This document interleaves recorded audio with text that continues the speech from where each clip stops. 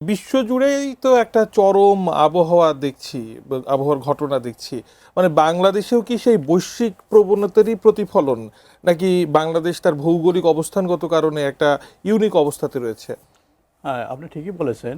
আসলে যে global weather change, যেটা ক্লাইমেট চেঞ্জ বলি, এক্ষেত্রে এটা তো একটা মোটা দাগে আমরা বলি, কিন্তু এক্ষেত্রে যেটা হচ্ছে এই বছরে শুরুর থেকে একটা বড় ধরনের চেঞ্জ আছে। যেটা আমরা যদি উইন্টারের কথা খেয়াল করি, শুরু করি যদি, উইন্টারে দেখা গেছে ডেন্স ফগ ছিল, রাতে তাপমাত্রা অনেক বেশি ছিল, দিনের বেলা অনেক তাপমাত্রা কম ছিল। এরপরে কি হয়, প্রায় আপনার জানুয়ারি, ফেব্রুয়ারি, মার্চ এই 3 মাসে কোনো বৃষ্টি হয়নি, এক ফোঁটা বৃষ্টি হয়নি। কারণ এই সময় যে মেকানিজম বৃষ্টি হয়, ধরেন ওয়েস্টার্ন ডিস্টারবেন্স আমরা যেটা বলি, উইন্টারে যে বৃষ্টিটা হয়, সেটার পুরোপুরি ওয়েস্টার্ন ডিস্টারবেন্স অ্যাবসেন্স ছিল। তারপরে কি হলো, যে সময় গরম পড়ার কথা, অর্থাৎ হিট ওয়েভ আসবে, মানে বিশেষ করে আমরা জানি এপ্রিল হলো উষ্ণতম মাস। এপ্রিল মাসে প্রচুর বৃষ্টি হয়, প্রায় আপনার 60% নর্মাল থেকে বেশি বৃষ্টি হয়। এক্ষেত্রে কি হয়, যে ওই সময় তো হিটওয়েভ থাকার কথা, আমাদের হাওয়ার অঞ্চল যেটা আছে সেই পুরো হারভেস্টিংকে ড্যামেজ করেছে due to heavy rainfall.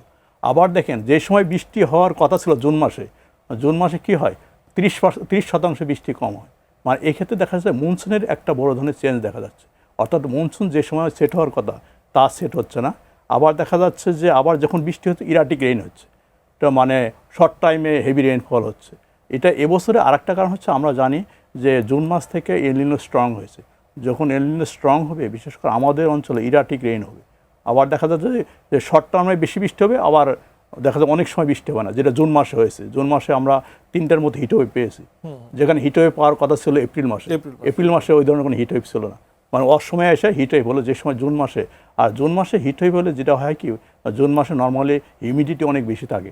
Normally হচ্ছে আপনার অল্প তাপমাত্রা, অর্থাৎ যদি 35-36 ওঠে, যদি হিউমিডিটি যেহেতু আপনার মনসুনের টাইমে 90%-এর অ্যাভাব থাকে, এই কারণে হয় কি, এই 36 ডিগ্রি বা 35 ডিগ্রি প্রচণ্ড আপনাকে হিট অনুভূত হবে। অর্থাৎ আমাদের কমফোর্ট ইন্ডেক্স যেটা বলি সেটা থাকবে না, অর্থাৎ ডিসকমফোর্ট আমাদের ভিতরে চলে আসবে।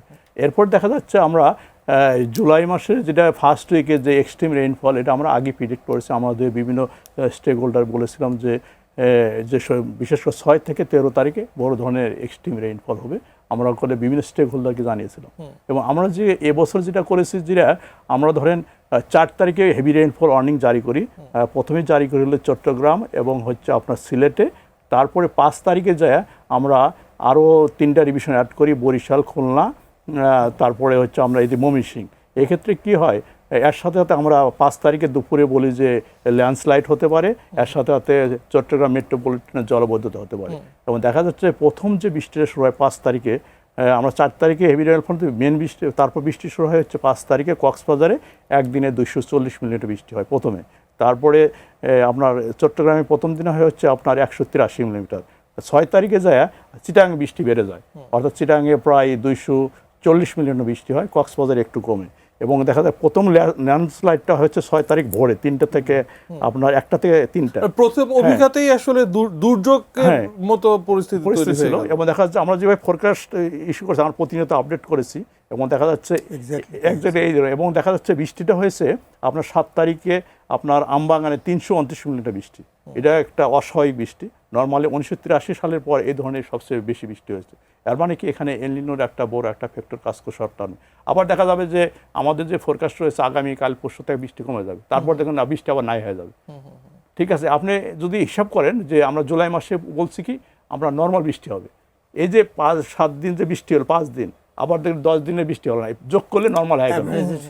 ঠিক আছে, গড় পরিমাণ হয়তো বা ঠিক আছে, কিন্তু খুব স্বল্প সময়ের মধ্যে মানে ইরাটিক রেইন যেটা বলি এক্সট্রিম, এটা এক ধরনের বড় ধরনের চেঞ্জ দেখা যাচ্ছে যে ওয়েদারের ক্ষেত্রে। এবং আরেকটা চেঞ্জ যেটা দেখা যাচ্ছে, ইদানিং মনসুন বিহেভিয়ার চেঞ্জ হচ্ছে, অর্থাৎ মনসুন অনসেটের সময় বৃষ্টি কম হচ্ছে, আবার শিফট হয়ে অক্টোবর নভেম্বর দিকে বৃষ্টি বেড়ে যাচ্ছে।